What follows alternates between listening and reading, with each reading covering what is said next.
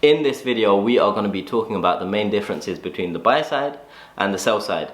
We're going to touch on the different firms, the different careers, the different goals, the different work-life balances, and the different compensation levels. So keep watching to find out more.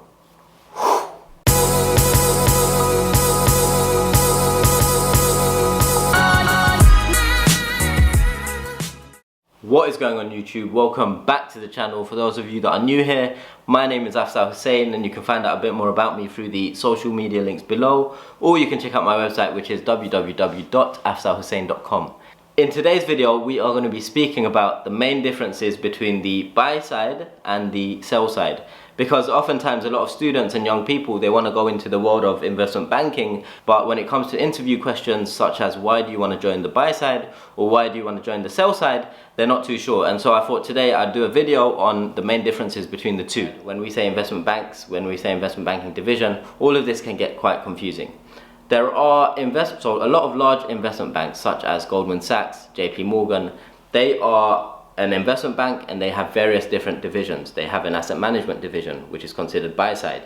They have an investment banking division, which does M&A, etc., which is considered sell side. They have a sales and trading division, which is considered sell side. So the large investment banks have different areas within them, which are both considered buy side and sell side. And then you've got firms such as BlackRock, which is purely an asset manager. You've got firms like Carlyle Group, which is purely a private equity firm. You've got various hedge funds, etc. These companies are solely either asset managers or private equity firms or venture capital firms or hedge funds, and they are strictly on the buy side. And then you've got pure play investment banks or specific or boutique investment banks that focus only on M&A, raising capital, issuing debt, underwriting. So the Lazards, the Rothschilds, the Evercores, these are pure play investment banks. So it's good to know the differences between the various institutions, because when you get asked the question, what's the difference between the buy side and the sell side, you can touch on a lot of the stuff that I've touched on today, and you can distinguish between a pure play buy side player and a pure play sell side institution and the different divisions and roles within. When you hear the term buy side and sell side, always remember, like, the sell side is responsible for creating or issuing financial securities and selling them to the buy side. The buy side has all the money and the buy side is going to be buying these assets from the sell side. First and foremost, it's important to distinguish the different firms on the buy side and the sell side. So on the sell side, you've got investment banks, you've got commercial banks, you've got stockbrokers, and you've got traders or market makers. And on the buy side, you've got asset management firms, you've got hedge funds, you've got private equity firms, venture capital firms, and private wealth management. So family offices, individuals with lots of capital. On the buy side, these individuals and companies have all the capital and they buy financial products and securities from the sell side. The sell side is responsible for selling financial securities and giving the buy side what they are looking for. The investment banks sell the financial products to the buy side. The commercial banks are basically high street banks, the banks that take deposits and lend money to the general public. And then you've got stockbrokers and market makers. These are the people you see on the sales and trading floors in investment banks who are creating market opportunities and selling financial securities to institutional investors or pension schemes or sovereign wealth funds or insurance companies. The buy side has all the money and they are being sold products from the market makers or the sales and traders on the trading floor. So those are the firms in the sell side. So the investment banks, the commercial banks, market makers, and stockbrokers. Now if we move across over to the buy side, we've got where all the money is. So we've got large institutions such as large companies. So let's take Apple for example. Apple will have a pension scheme. As part of Apple's pension scheme, employees contribute money every month. So Apple's pension scheme, the pot kind of grows. These employees expect to retire 40 years later on and expect to get a payment from that pension pot when they retire. So Apple has a lot of money in this pension pot. Apple needs to invest that money, and so it goes to the sell side and buys the relevant or the most needed or required financial securities in order to invest to match its goals.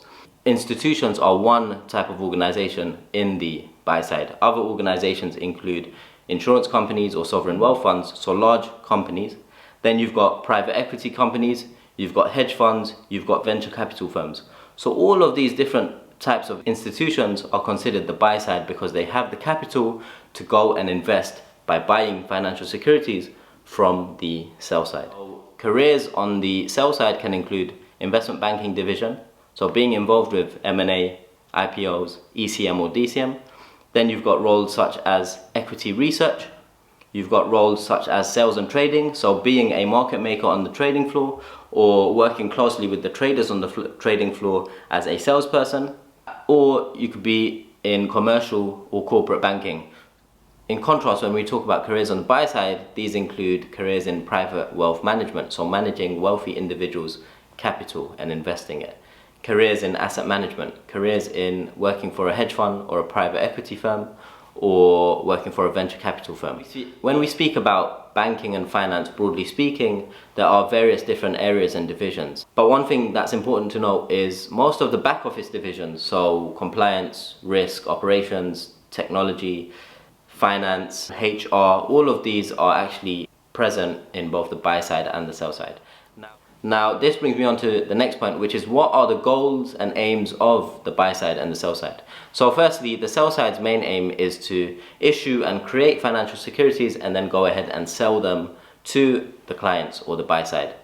On the flip side, the buy side's main aim is to manage money for large companies or wealthy individuals and purchase financial securities with that money in order to invest it, usually over the long term. So the buy side's main goal is to buy assets in order to make a profit over the long term, and the sell side's main goal or aim is to sell financial securities to the buy side on behalf of its clients. Okay, in terms of work-life balance, when you're working on the sell side, so whether you're in the investment banking division, sales and trading, whatever it is, in the sell side you tend to have longer hours compared to the buy side. Now obviously that can vary from organization to organization, but the general trend is longer hours on the sell side compared to the buy side. And the main reason for that is when you're working on the sell side, you're doing a lot of work for clients compared to the buy side where you have the money, you're managing the money. On the buy side, the work-life balance is better, the working hours are shorter, although it's not like a 9 to 5, it's not gonna be a 20-hour day like the investment banking division in the sell side. So a lot of research has shown that salaries on the sell side tend to be lower than salaries on the buy side. So the investment banks, the sales and trading floors, all of that, their salaries tend to be lower than going and working for a hedge fund or a private equity firm, which makes sense. However, it's quite rare for a student to graduate and go and join a hedge fund or a private equity firm. It's very rare for that to happen, although it's not impossible. One caveat to this is asset management firms. So if you graduate and you join asset management, and if you graduate and you join the investment banking division, one is buy side, one is sell side, you will probably be earning more in investment banking compared to asset management. Primarily because the hours will be longer in investment banking and the bonuses will be a lot larger. However, it's common for investment banking analysts to do 2 years and leave, go to the buy side and join a private equity firm or a hedge fund or a venture capital firm where the salaries will be much, much larger. So in this video, we touched on the different firms within the buy side and the sell side, the different career paths that you can take on each side, the different goals, what you can expect from a work-life balance perspective, the compensation variations from each of the different sides, as well as a few caveats and things you should consider when applying to the different roles, institutions, and the buy side or the sell side itself. If you found this video useful, make sure you hit the like button, it will help me a lot. And if you haven't already, do consider subscribing to the channel. Thank you so much for 5,000 subscribers. It is January the 19th and last month I was on 1,000 subscribers. So I just want to say thank you so much for the continuous support of this channel. And if you've got any video suggestions, leave them in the comments below. Be sure to follow me on Instagram if you want to have an influence on the videos I create. If there's something that I missed out or there's something that you want to know a bit more on, make sure you leave a comment below and I'll try to get back to you as soon as possible. But until next time, thanks for watching and peace!